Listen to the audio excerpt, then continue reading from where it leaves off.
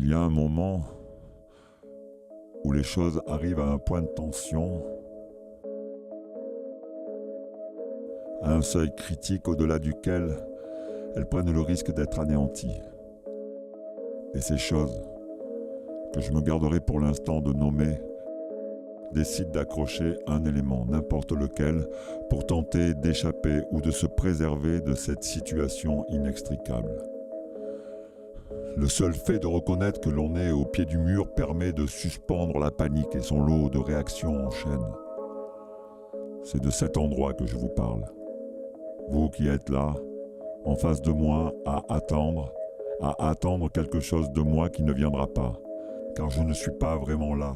Ou plus exactement, j'ai déjà quitté cette chose pour laquelle vous êtes venu me voir. Je vois bien que les mots sont inappropriés, qu'ils cherchent l'embrouille, qu'ils ne peuvent plus s'adresser à cette entité, ce public tant choyé, avec lequel ils n'ont cessé de chercher une complicité, un tête-à-tête, qui aujourd'hui n'existe plus. Qui n'existe plus en tant que tel, je veux dire. Ou seulement de manière fragmentaire, morcelée, éparpillée comme les éclats d'un pare-brise après un choc brutal. Il brille à même la route sans arriver à se recomposer et reste là, suspendu, sans connaître cette réalité qu'ils n'ont pas vu venir, sans se souvenir de ce qu'ils composaient juste avant, dans la fraction de seconde qui les préservait de la collision. Aujourd'hui, simple éclat de verre, je ne cherche plus à recomposer quoi que ce soit de cette situation antérieure. Je me contente de me rassembler. Là, au milieu de ce fragment qui me constitue.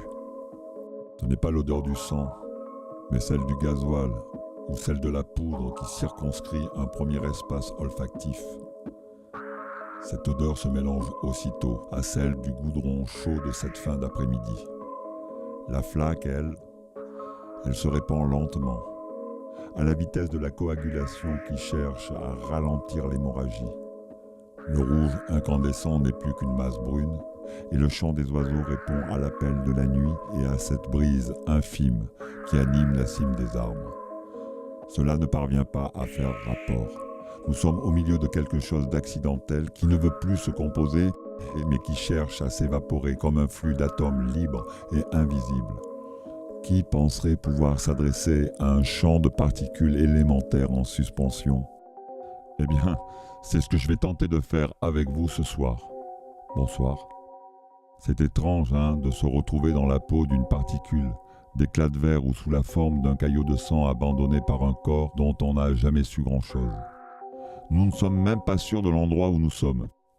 Fictionnellement, nous sommes sur le bord d'une route, d'une rue ou d'un talus. Plus prosaïquement, nous sommes dans la maison des invités dont vous ne savez pas encore ce à quoi elle correspond. Vous savez simplement que vous y avez été invité. Mais invité en tant que quoi?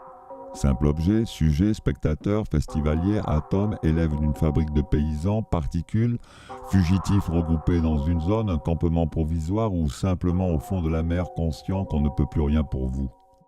Et ça fait un petit moment que ça dure.